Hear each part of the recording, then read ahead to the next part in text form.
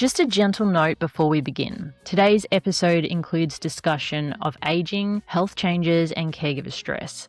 Please listen in a way that feels supportive for you. You're welcome to pause and come back at any time. Caregiving for an older loved one isn't just about appointments and logistics. It's about the stories that start forming in your head.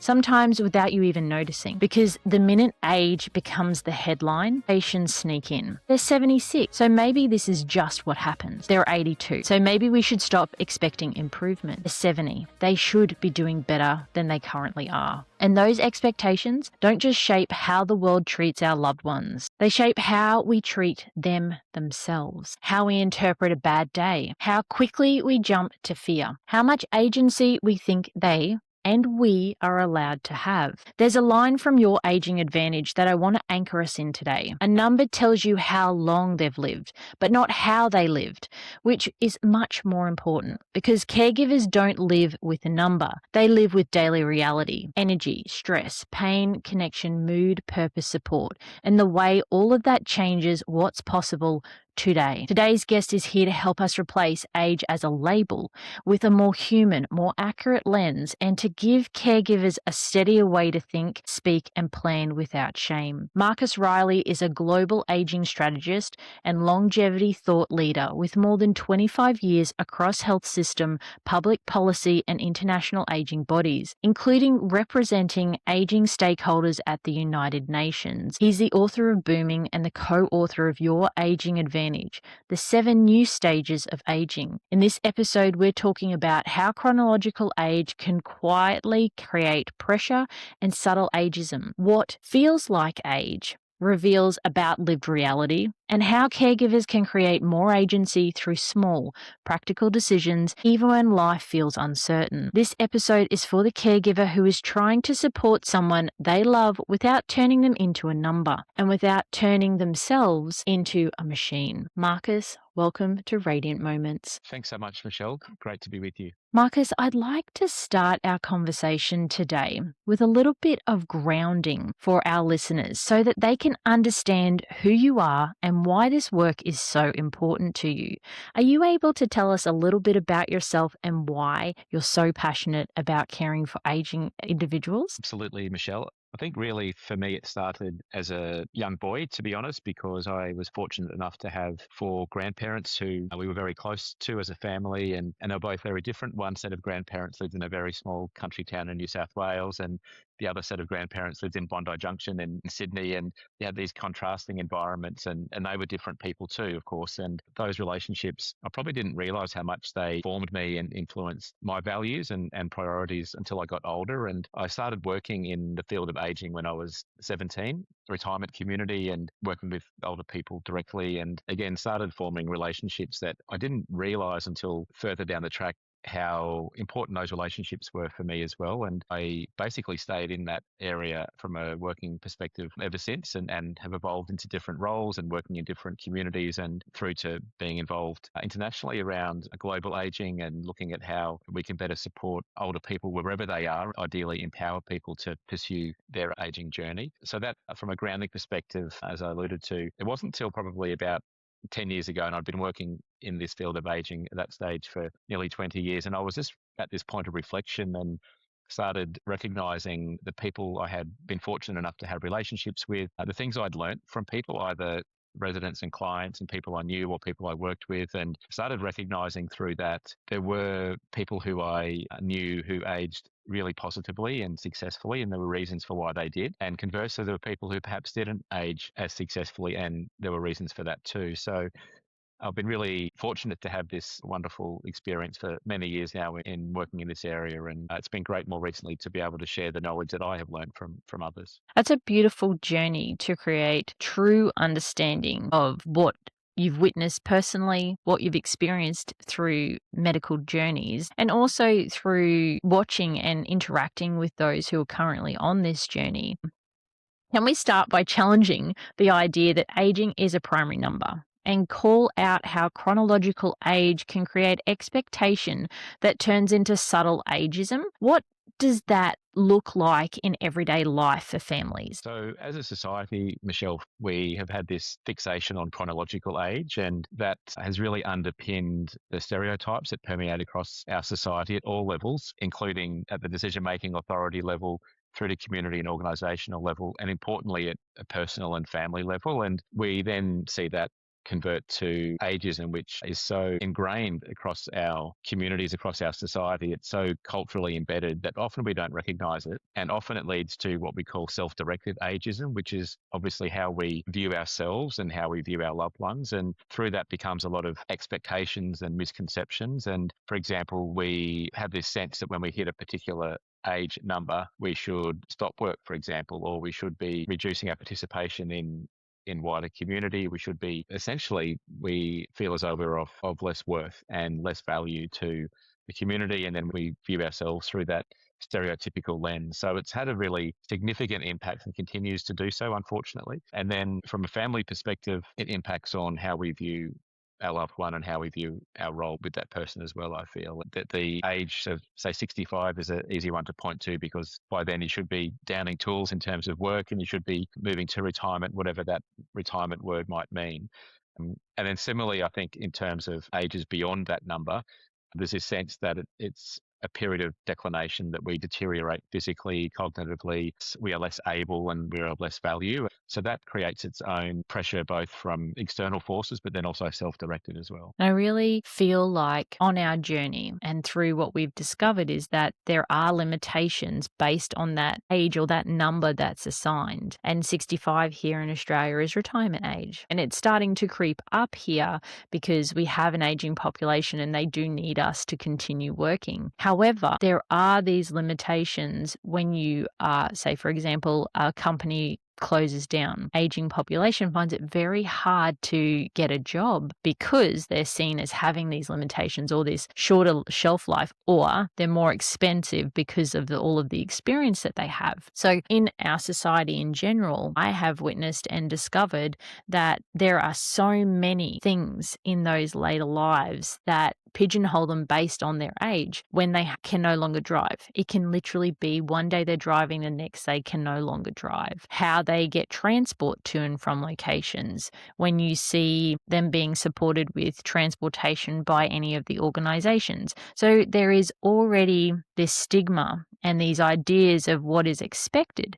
So when caregivers are actually supporting an older loved one, what are the most common unhelpful assumptions that show up because of age-based thinking? I think a really serious one for us, again, as a society, to be contemplating a lot more than what we do, and understanding the impact of those sorts of, again, stereotypes and barriers that are put up. And I think the health system is a prime example of that, where we see older people commonly referred to as bed blockers when they are in hospital stays. And what other demographic across our community would be referred to in that way? And yes, there are some realities in terms of there's pressures on our health system for lots of reasons, but we have this almost sort of persecution of older people who are in hospital because they shouldn't be there. And there's this great political tension at the moment between our state governments and federal governments, because the state governments are pointing to older people blocking beds and being stuck in hospital. And that framing of that is terribly unfortunate. And it results in people often avoiding hospital stays or pursuing that medical care that they need, because there's a fear from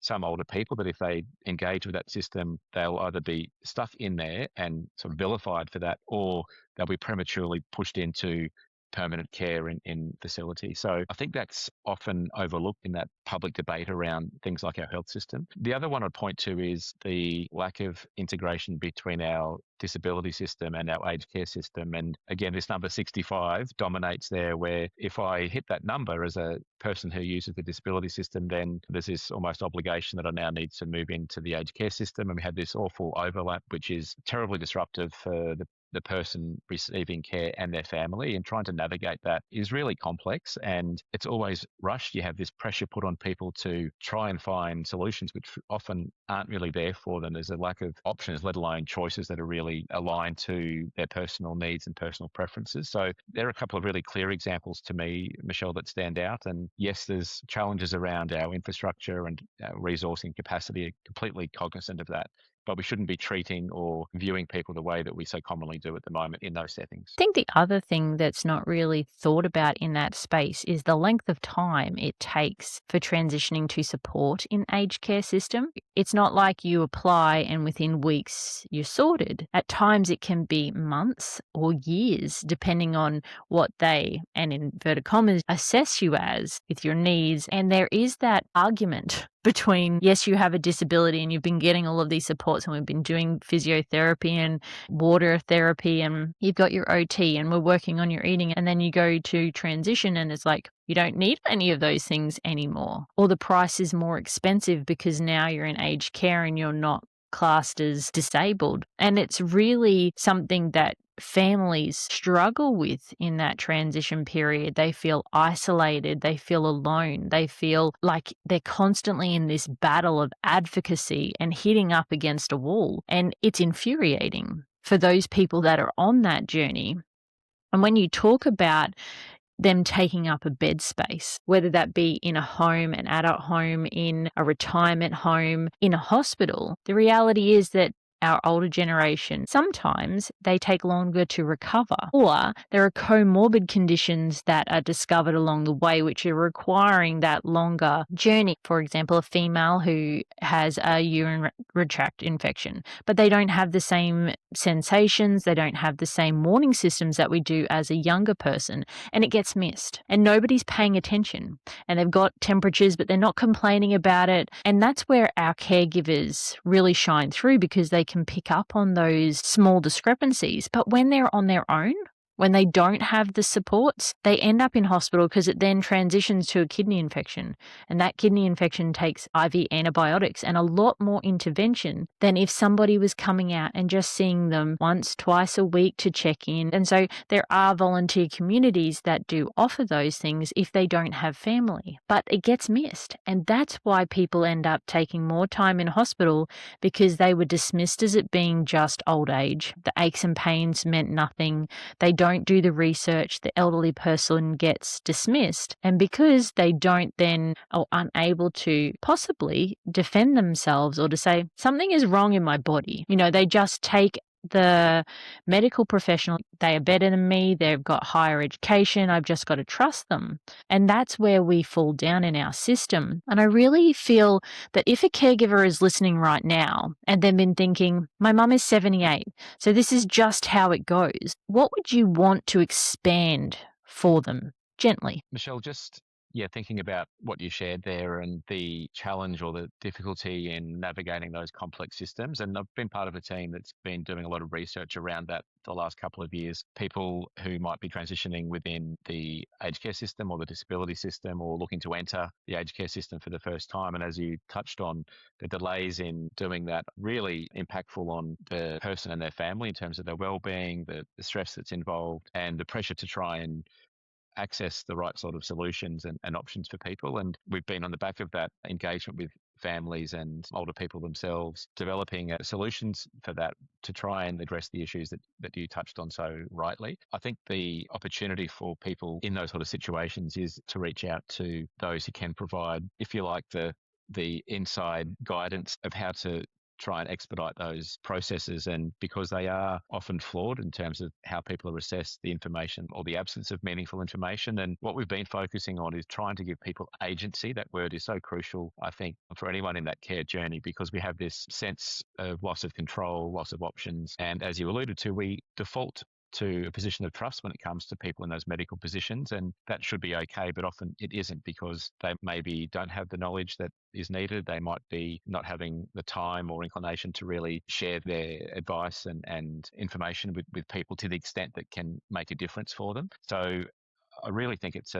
again, a space that we need to be looking at collectively to provide better solutions for people. I think when it comes to the personal and family level, it is really looking to engage with people in the right areas with the right sort of knowledge, to arm yourself with that knowledge to then, again, as you touched on, to advocate for yourself or the family member. And coming back to this sense of agency, how do we fuel ourselves with that agency? How do we attain it so that we can be pushing forward through those barriers that are inevitably going to be there? And talking with people in those circumstances, the word that is so often used is the weight of it on family members, on caregivers. Really, there's this sense of no one else understands or sees that weight that you're feeling. And you have this obligation, this responsibility, and this desire to do the right thing by your loved one and find the right sort of services and solutions. And the system doesn't help us do that. So we're just carrying this weight. So I guess the point of what I'm sharing there is trying to identify people or services who can give you that support, who can recognize the weight that you're feeling and try and reduce that weight from you by giving you clarity and a sense of control. I think also when somebody says my mum is 78,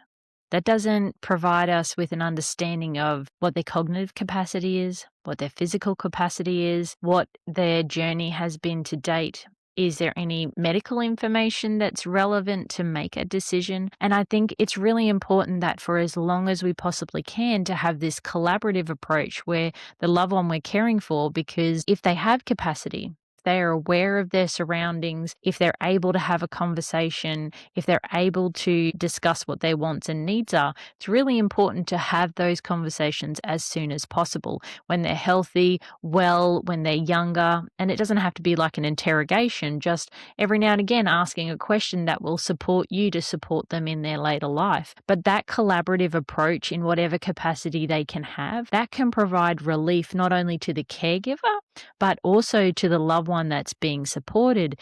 And it's such a relief for caregivers because age-based thinking can make them feel helpless, that they're meant to just come in and swoop in and do all of these things and take over everything. And that also then kind of creeps in on dignity, independence, capacity. And if you were thinking about them all of a sudden not being able to drive, what that lack of independence, that loss of agency is experienced by your loved one, having some understanding of what that might look like, putting yourself in those shoes so that you can have compassion, you can help provide grace, you can create ways of their independence still being able to blossom in that time when there is such a drastic change. And I want to bring us into the heart of what caregivers are really dealing with, not just age, but as I was saying, capacity, identity, and the emotional meaning attached to change. Let's define feels like age in simple human terms. What does it capture that chronological age misses? Michelle, if I asked you to take out your mobile phone and open up the weather app, you would see the recorded temperature. But then if you scroll down, you'll see the feels like temperature, which is usually different, and it'll identify factors like humidity or wind. It's the same applies to our age. The calendar might say I'm 85 for a range of, because of a range of factors. I might feel like I'm 62, or I might be 47 years of age, but for a range of factors, feel like I'm 67. And there's two categories of those factors. There's those that we have no control over, and often they're unforeseen setbacks, be they health related or family circumstances, the financial situation. And then there's the factors that we can control that can be our positive interventions. And within that, there's the domains of physical, psychological, social, and environmental. And if we apply our thinking to those factors at a personal level, then we can recognize the things that really have impacted on our lives previously. So who have I been? What's the life I've lived? And then obviously looking to where we are at the moment and recognizing the current stage of aging we're in. What are the factors that are influencing me at the moment? And then importantly is casting our eye forward and looking at what stage do I want to be moving towards, and what are the factors that I need to be focusing on to enable that? And it could be things that socially in that social category. So what are the relationships I want to be pursuing that are important to me and that fuel me and are conducive to my positive well-being? It could be environmental in terms of the home I'm living in, the neighborhood I'm living in. Is that right for me and what's important to me? And then obviously things we can do that support our physical and psychological well-being. And I think we're getting better at starting to identify those. The challenge I think more often is, can we access those things that are going to help us nurture the right factors for us? And the extension to those factors from a feels like age is our ability to flicker. And this is a key concept from our book, that we have this ability to flicker back from setbacks or different circumstances that may have occurred and put ourselves back to the stage of aging that we want to be in. And coming back to the initial question, that if we only have that lens through the chronological age, then we place all these limitations on ourselves, we place all these expectations on ourselves, we have these misconceptions about what I should be doing or what I can't be doing, or my loved one should or shouldn't be doing. Whereas if we focus more on our feels like age, we break it down to person. And I think, again, that's a failing across our society and often at a personal level that we don't look at ourselves as the whole person. We see a diagnosis or we see a particular need in terms of health clinical aspects, and that's how we're viewing the person. And I think coming back to what we were discussing earlier around our health and care systems, that's a great failing in those systems is we don't see Mary, the person who has got 6 children and 10 grandchildren and has run the local store in her country town for her whole life. We see Mary, who is starting to experience dementia and she's got some lack of mobility, and that's how we view Mary and think about Mary. Whereas let's come back to the whole person, then we can unlock that person's potential. We can better identify things that are important to her. So we need to be doing that at our own personal level and family level. And then as a community and as organisations applying the same sort of thinking. I think that's really important that every step that we take when we're caring for a loved one, no matter their age, is that you need to look at their holistic capacity, everything that makes them into who they are. They're not their disability, they're not their diagnosis. They have all of these complex layers to them that make them up to be who they are. And I think that is definitely something that is missed in our medical system. They're not seen for the holistic. They're coming in to see urology. That's what we're here for. They're not taking into account all of the other medications that are involved. And that's where advocacy comes in. So it's such an important space because this is where their voice gets heard in a different way. I understand that we're treating this, but my research has said that this contraindicates with my mum or my dad's medication. I'd like you to speak to their neurologist before we commence that. But if a person is not aware that they're not looking holistically about everything, they may ask what medications you're on, but it's not their main focus. They're there to solve a urology problem, not to look at the neurological gastroenterology space if there are multiple comorbid elements to a loved one. For caregivers, I really feel it's important for what are the signs that someone's capacity is shrinking versus signs they're depleted, they're disconnected, or they're just feeling overwhelmed, because I think there are some crossover between the two, but it's really important for us as caregivers to understand the difference. Are you able to help to explain I that? think, Michelle, it comes back to what we were just touching on in knowing the person. And I don't mean to be flippant in this comment, but I think a lot of it is trusting your instinct in terms of the knowledge you have of that person. And a lot of what I have experienced and observed is the family member has that sense of what might be right or wrong in terms of the loved one's shift in behavior, or whether after being on some medications for a period, they're seeing some changes there as opposed to, oh, just cognitive decline. And again, Mary is 85 now, so she's probably losing it a little bit. Like that sort of mentality is so common. And I think trusting that personal relationship and that depth of knowledge about the person you love and potentially caring for, plus what we just talked about in terms of from that medical perspective, having the right sequence there around who are we engaging with and in what sequence so that the right things are being eliminated or identified and recognised at the right stages. And I look at the GP role in Australia, that general practitioner who, for so long and often rightly, has been the trusted source of that medical advice about the person. That trust was previously built up because they had a long relationship with that patient and did know the person beyond just whatever health condition they've got at that day when they come through the door. There was this great context for them to be understanding the person and making a judgment call based on that depth of knowledge as opposed to just a particular diagnosis or a particular symptom. I think we've lost that to a large degree because of the realities of where the health system is now. Coming back to that doctor visit, typically it's so compromised in terms of time. The doctor often doesn't have that familiarity with the individual and doesn't have sufficient information, or it's very difficult for the caregiver to be articulating the right sort of things in that short moment of time to give the doctor some true perspective. So I think that's a real problem point for families and the health system at the moment. And again, coming back to this research I've been a part of and what we've been looking to develop is a tool that people can collect and hold almost in a vault type setting so that the person and their caregiver can be sharing the right information and tailoring it to the right audience. So if you're visiting your family doctor, you can be sharing with them the right sort of information from a previous clinical assessment, or it might be from an allied health professional who you have engaged with, and starting to provide that greater connectivity. And to your point before, the enable the collaboration that we need so that we are avoiding incorrect diagnoses. We are avoiding overprescribing. I think that's an issue that isn't getting enough attention as well at the moment, where we're identifying changes in people's, particularly the cognitive function, when really the source of that issue is the wrong medications or over prescribing of medications, and that has altered actually the way the person's functioning. It's not their true functional performance. So there's a lot of components to that, but I think underpinned by a better knowledge of the person, how we can apply that knowledge. And from the family member's perspective, I think trusting their instincts in terms of the person they know and love so well. You hit the nail on the head there with the GPs and also the other medical professionals that we interact with, especially specialists. But one of the things with aging population is income decline because they're reliant on a pension or their superannuation, and not everyone is made equal in those spaces depending on where we've worked, how much super, how long, and super has creeped up over time. But most people are supported by our government in a pension, and that means that the money is finite.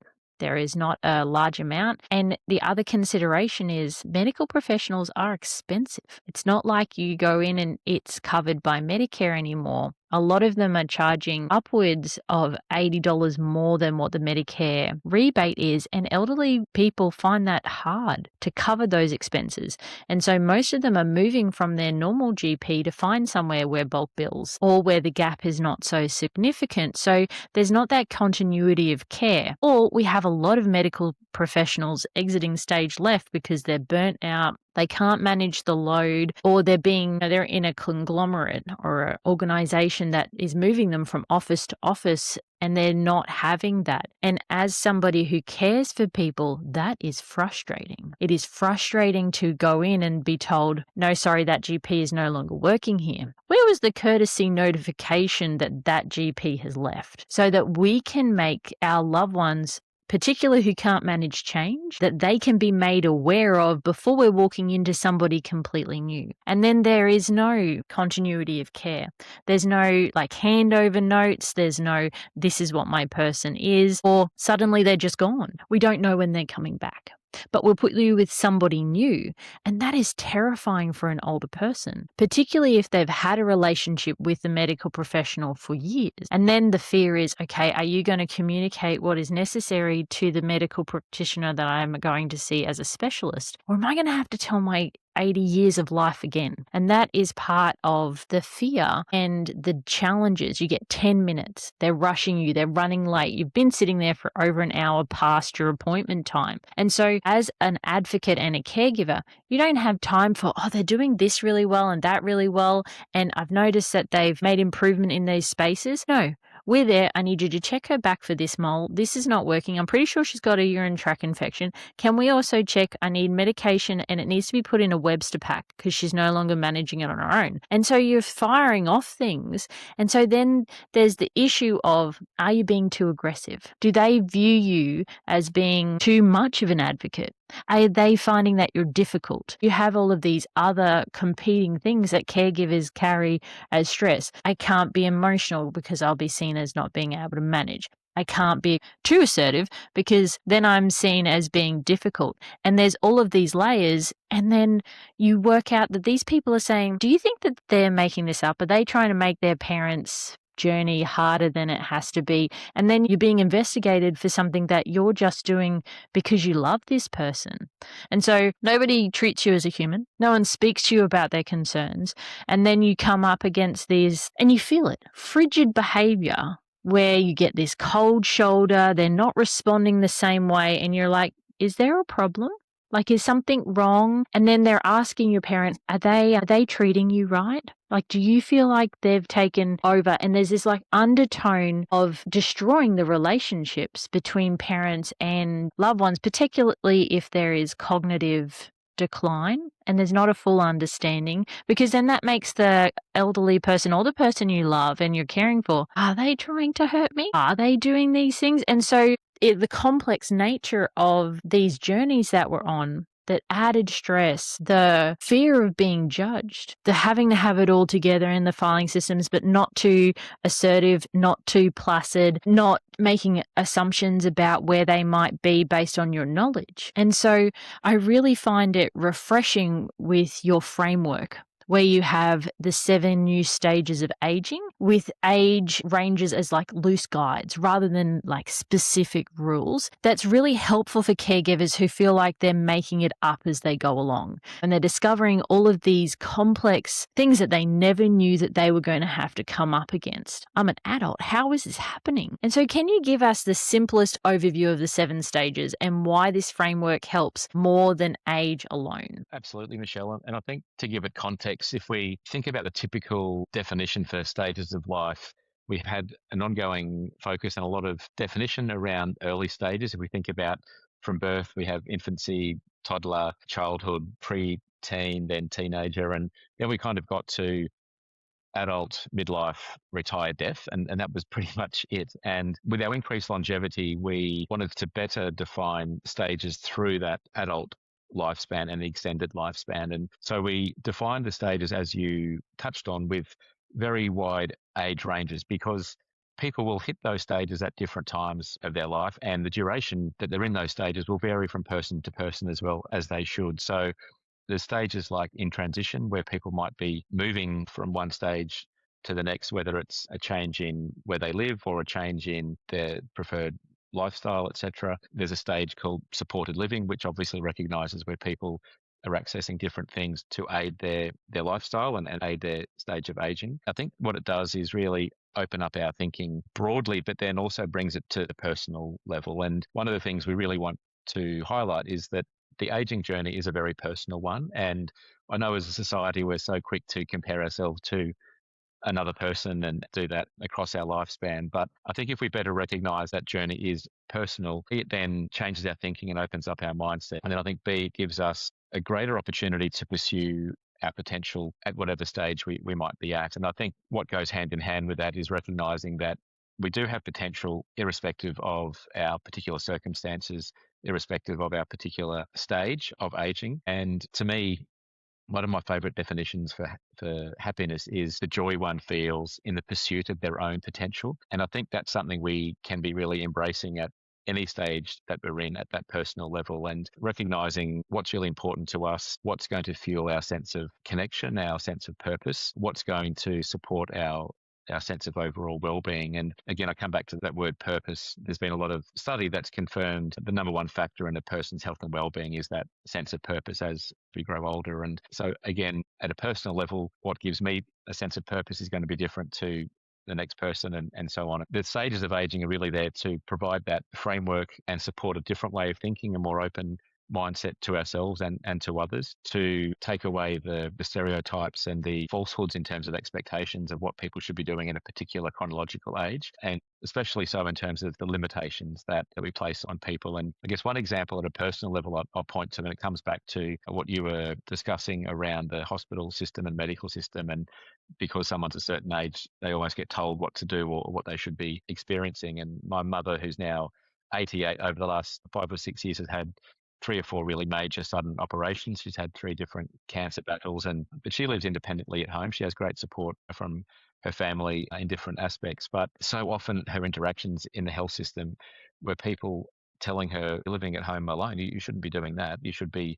moving to a care facility. You should be having someone move in with you." And whether that was a nurse on the hospital ward, whether it was a specialist that you were having an appointment with, whether it was a doctor or a hospital discharge person, and none of them had bad intentions, and they probably didn't even realize they're applying this ageist sort of stereotypical view and expectation on this lady who was quite capable and quite determined to be staying in her own home. And she was a great example of, through circumstances beyond her control, like I was talking about earlier, she was projected through to this supported living stage of her aging journey. But applying the right positive interventions, she was able to flick it back to her settled in stage where she's living her preferred lifestyle. So it was really powerful for me to see that up close in my own family and to see that lived out, both the negatives that we confront, but then the opportunity to really overcome those with our positive mindset and pursuing the lifestyle and the stage of aging that was best for us. And I think it's such a beautiful way to acknowledge the challenges as being able to witness and see where in those moments the flag should be raised in medical care to say, just pause for a moment. Look at the person as a whole. What is best for them based on their support network, not just because they're 85 and they've gone through these really challenging moments. My grandmother passed away recently and she was well into her 90s, very close.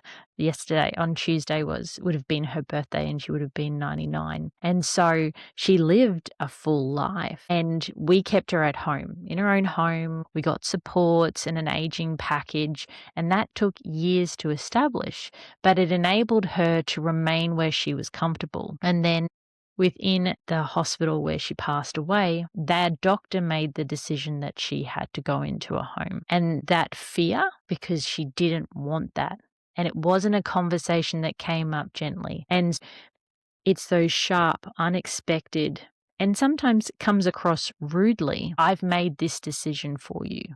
Not we've made this decision collectively based on the medical information that we've had. And that's really hard for our loved ones because of the fear about going into a home and never coming back out. And so for caregivers, what are a few signal posts that support needs are changing without turning it into fear or loss of identity? So these sudden, unexpected red flags that Yeah. I like to call, because there's no gentleness to them.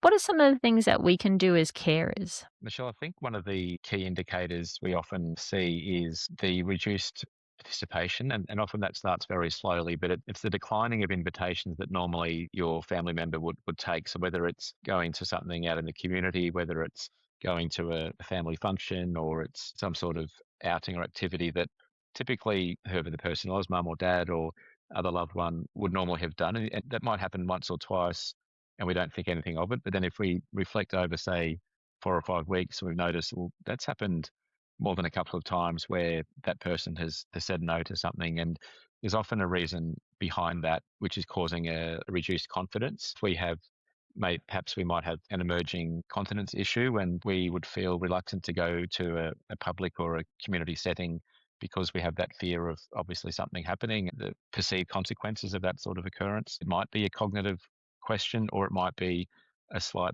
lack of confidence in our physical capability, whether it's our mobility or what have you. And as we typically know, people don't want to be a burden anyway for family. So if they have a sense at all that if I go to this place with my caregiver, there's a risk that I could be imposing on them or creating a situation for them which is going to add pressure or weight or what have you. So I think that's one we really need to be tuned into. The other side of that obviously is we don't want to compromise someone's independence in terms of that choice and decision making. But I think just being alert in the right way to that shift in behavior. Another key one obviously is diet and nutrition. So if we see people consuming less food or not keeping up fluids or what have you, again, just those shifts in behavior.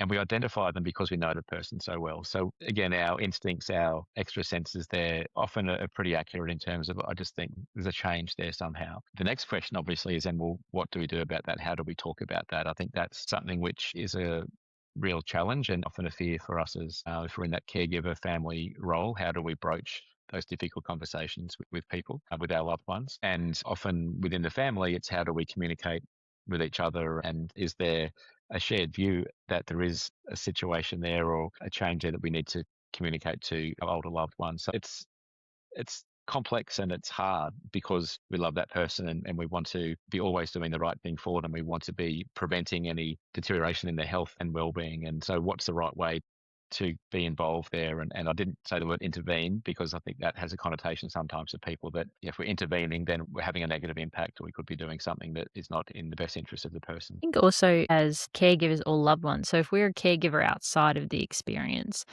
there is a different approach to being a child, a loved one of the parent that you're caring for. And I think that also we don't want them to struggle. And some of the difficulties are our interpretations, our idea of what they should want. And we miss the part where we ask them what they actually want because we don't want them to have a fall or we don't want them to not be eating or all of these things instead of looking at it and having the discussion with them. And I think that part gets missed at times when we are fearful. We go into savior mode almost, and we need to take a moment to pause and connect. Treat them still as our parent and still have that daughter son relationship or the brother sister relationship whilst maintaining their dignity, their independence, their capacity to make some decisions. And that is based on their cognitive capacity. But everyone has the capacity to make a decision: what they wear, how they eat, what they eat, even if it's down to those simple moments: how far we're walking, where they would like to go. And one of the most powerful points you make is that planning creates agency, not control, but agency. And that matters for caregivers. The practical takeaway in your framework is agency through planning. Accessing where you are, dreaming, setting goals, making decisions, and reviewing regularly. For caregivers, what does agency look like in real life? Great question and a really important consideration, Michelle. And I think there's different levels to that, and they're all important. And I think just picking up on a remark you made just before, that agency can be, if you're at the situation where you're assisting people, your loved one, to get dressed, for example, really breaking that down to provide a small choice and a small decision for that person, even something like, well, would you like to wear the blue shirt today, as opposed to, here, let's put this on. The value of that, what might be really micro decision, to a person's sense of independence, sense of empowerment, sense of agency. So, yeah, I think from a caregiver perspective, it's just understanding that we might do that naturally and not recognize it. But to your great phrases before, if we pause and we can recognize that actually we just created a great sense of agency in those last couple of conversations. The way I ask mum if she would like to wear that blue shirt, or if she would like to have a chicken stir fry for dinner, or as opposed to, I've got dinner sorted. It's really breaking those daily activities down, those interactions down. And there's often so many opportunities through those daily interactions to provide that sense of agency through small questions that we might think are quite incidental. Zooming out to the bigger questions around agency, and I think when we're getting to the stage of, for example, someone may be needing to access care, formal care, or there may be a decision about where someone is living, we have to involve the person in those processes, and be guided by their preferences, their priorities, as far as all aspects of that overall decision, because they're the person, as we know. And I think, again, coming back to the system that we have to engage with, often there's so much pressure to make a decision quickly because the older person seen as a bed block we've got to get them into, and everybody's telling you need to do it soon because you won't find a bed or you won't find a package. So this sense of urgency turns into stress, and often we're making hurried decisions, and all of a sudden we forgot to really pause and connect with the person who counts the most and give them the influential voice and give them that sense of agency. So that's not easy, absolutely recognize that. But if we can just commit to taking that time out to reflect and consider how we are proceeding in this process, and how are we best going to empower our loved one to be retaining that sense of agency. And as you rightly highlighted, the real secret to that is planning, when we look at those, both the bigger aspects, but also the smaller ones. On a daily basis, it can be, what would we like to do today, and planning with the person so they get the decision, they get to make the call on what's happening, and again, feel that sense of agency. And then again, with the bigger decisions, the more we plan in ahead, the greater sense of agency and the greater sense of independence the person's going to have. And I really like the re-emphasis on pause and connect. Connect with your loved one in a way that still makes you their daughter, their son, their sister or your brother, or their partner, making them still feel human, still feel seen, still feel heard.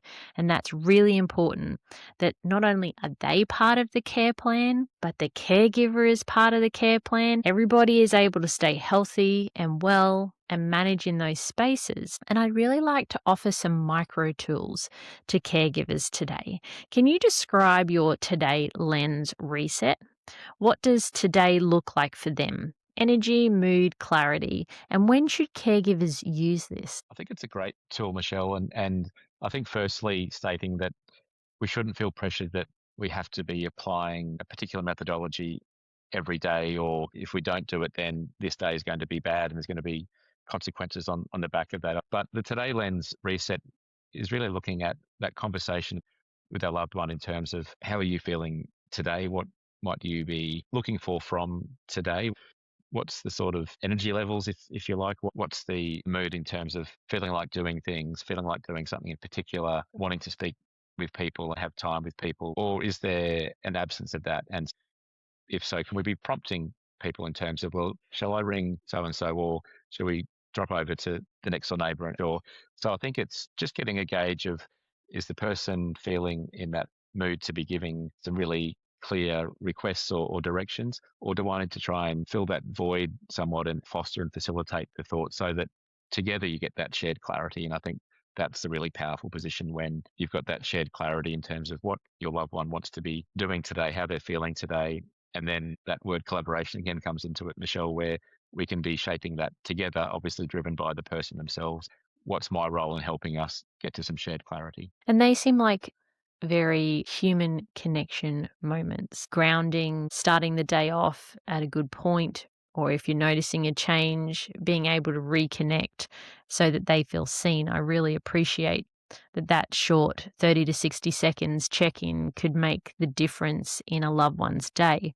And your connection trigger, who have you spoken to recently, or shall we send a quick message or call? Why is that tool so important for our aging population? Yeah, it's so important, Michelle, because one of the greatest risks as we get older is that of isolation, and we become disconnected. And that is so deleterious to our health and well-being and our sense of self-esteem, our sense of self-worth, and that word purpose again. So those are what might seem little prompts are quite significant, because it often becomes easy for us to not reach out, to not initiate. And that could be a confidence issue. It could be just a hesitation for any number of reasons. But if we can overcome that slight hurdle and we make that connection, then it unlocks this rich opportunity for that relationship to continue to be nurtured. And we derive so much from those quality relationships. And so, again, if we know our loved one well, we know the people who are important to them, whether it's someone who they always have a laugh with, whether it's someone who may have had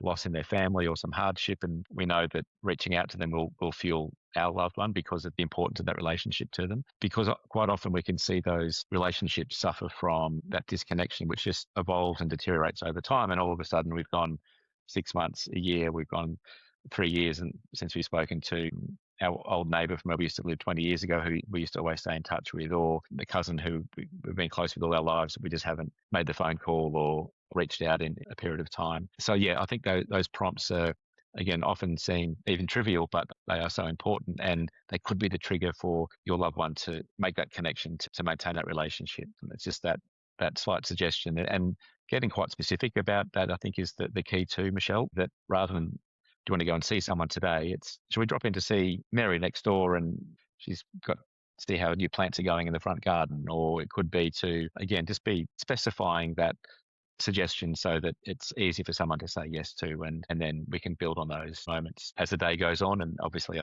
over a longer period of time as well. I think that's beautiful because there's also a fear of loss as you're getting older. Friends are passing away, people that you knew in connections, and offering the opportunity to make new connections in new environments. And that can be scary, but doing it together in a collaborative way makes it feel less scary, offers opportunities for our loved one to have new connections. And it kind of adds a little bit of spark when things are struggling.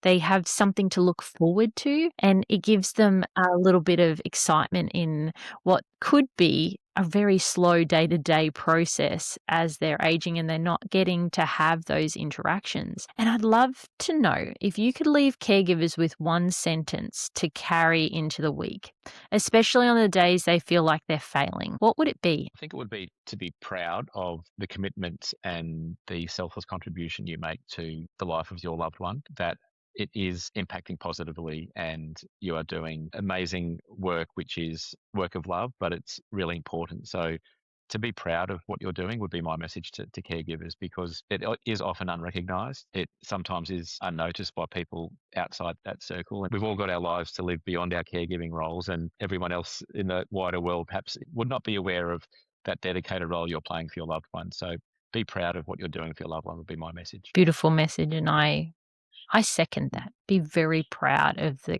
commitment and the love and the dedication and advocacy that you provide to your loved one. And as we're closing up, Marcus, I'd really love to know where our listeners can find out more about your book, more about you. Would you like to share that with us? Would love to, Michelle. Thank you. There's a website which is marcusriley.co where you can access a whole lot of information. And there's a website dedicated to the new book called youragingadvantage.com. And for Australian listeners, just to highlight that that's spelt with no E in aging, it's spelt the American way, youragingadvantage.com. Thank you very much. And it's a very important point to point out because we do spell things slightly differently. So thank you for that so that everybody can still find you. And Marcus, I'd like to say thank you. This was such a grounding conversation, especially for caregivers who are carrying a lot and who are trying to make sense of changing without turning their loved ones into a number. I'd like to just recap that today we've talked about how chronological age can quietly create pressure, expectation, and subtle ageism. Why a number tells us very little about how someone is actually living. What feels like age reveals about capacity and lived reality, and how caregivers can create more steadiness and agency through small, practical choices. And if you're listening and you've been interpreting every hard day as the whole future, I want you to hear this.